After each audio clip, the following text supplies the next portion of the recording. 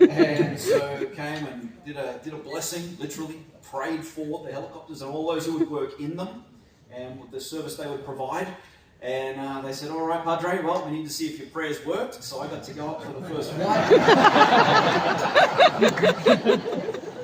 I love my job.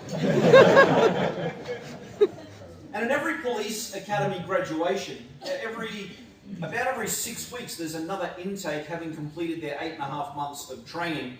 And for any of our young people in the room, there's high school students, we'd love to talk to you. But every 6 weeks, there's another intake graduating, anywhere from 100 to 140 great people joining the front line. And I get to, at the end of each one of those graduations, I get to speak for 2 minutes at the end and give an inspirational thought. And you guys can close your ears, but I quote Bible scriptures. They don't know I'm quoting the Bible, but I quote the Bible. It's a little 2-minute preach to them. And then I get to pray a blessing over all of the graduating new constables.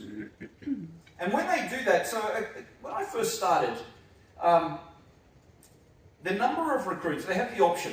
When they graduate, they can be inducted either by taking an affirmation, a secular affirmation, or they can take the traditional oath of office. The primary difference being the oath of office is conducted by holding one of these little pocket Gideon's police Bibles. If there's anyone from the Gideons here, thank you for what you do. But they hold one of these little pocket Bibles, or a sacred text of their faith, if it's appropriate for them to do so. And they conclude by saying the words, "So help me God." So they have the choice, which one they want to take. Now, in a secular society like ours is, over a number of years, the number of recruits being sworn in by taking the oath of office, holding a Bible, "So help me God," had reduced to about 15 to 20% every intake. So understandably, there were conversations at the academy about, well, do we even need the oath of office anymore? Most people aren't taking it. It adds another layer of complexity to the service in having these two different options. Maybe we just get rid of the oath and let's just have the affirmation. And so I said, would it be okay if I just talk to the recruits about which one they're going to choose?